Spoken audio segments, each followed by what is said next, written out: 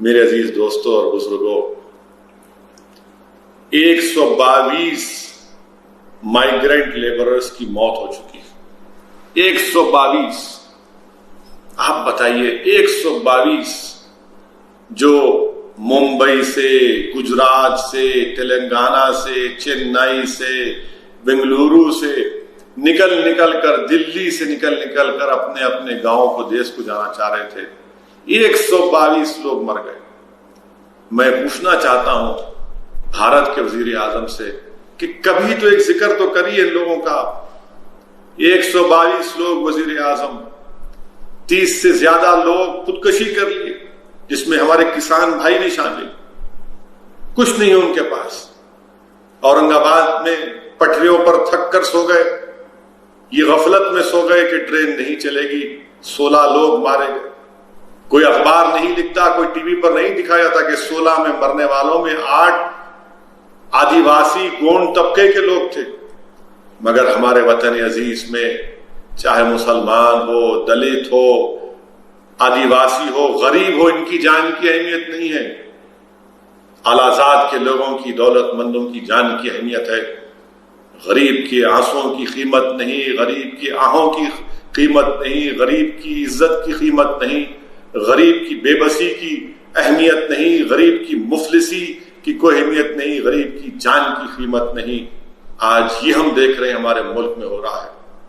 मेरा सर शर्म से झुक जाता है कि शर्मिंदगी होती है कि कैसे हम उन गरीबों को, उन मजलूमों को, टीवी पर, सोशल मीडिया पर तस्वीर आती है कि दिल्ली से नंगे पैर एक गरीब अपना सूटकेस खींच रहा है और एक मासूम बच्चा उस पर सो रहा है। कैसे नींद आती होंगी दिल्ली के हुक्मरानों को।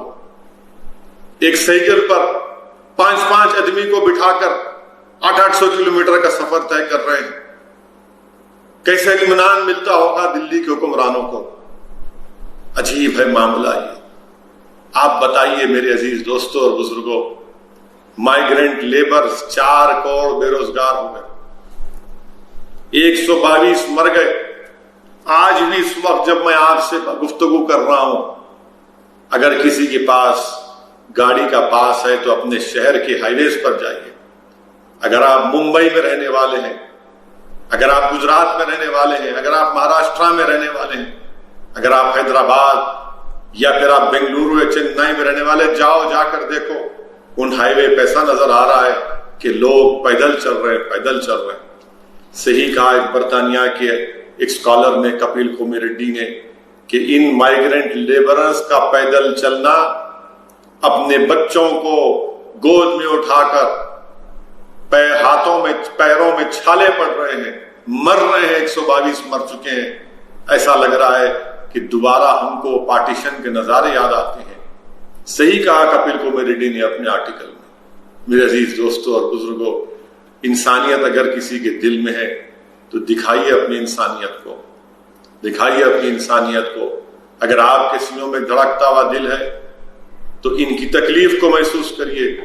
याद रखिए, ये जो कुछ आज इन गरीबों पर जुल्म हो रहा है, एक हुकूमत ने, फिर से कह रहा हूं और हमेशा कहता रहूंगा कि अनप्लान्ड तरीके से, बगैर सोचे समझे, एक मुल्क भारत के वजीर आजम ने, दिल्ली के बादशाह ने बैठकर यह फैसला लिया कि अब मैं लॉकडाउन कर दूंगा।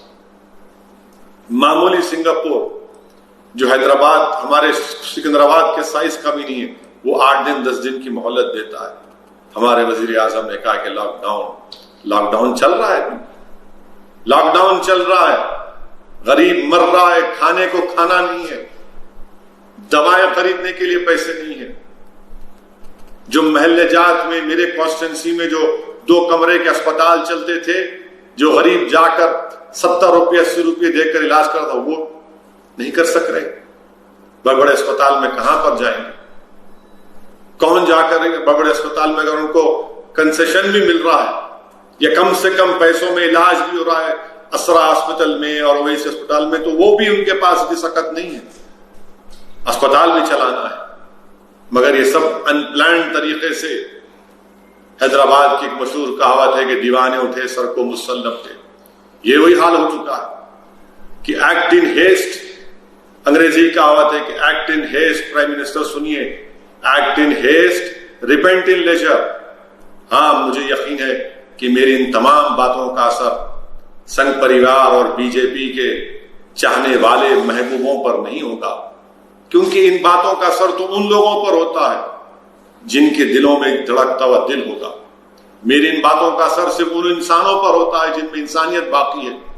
मेरी इन बातों का असर उन लोगों पर होगा जिन्होंने अपने दोस्तों को, अपने खानदान वालों को खोया है। मेरी इन बातों का असर उन्हीं पर होगा जो यतीमों से मोहब्बत रखते हैं, जो गरीबों की गुर्बत को समझते हैं, जो गरीबों की मुफलिसी की, उनकी बेचारगी, उनकी लाचारगी को समझते हैं। ये जो नहीं समझेंगे इसलिए कि जानती नहीं है इन चीजों को,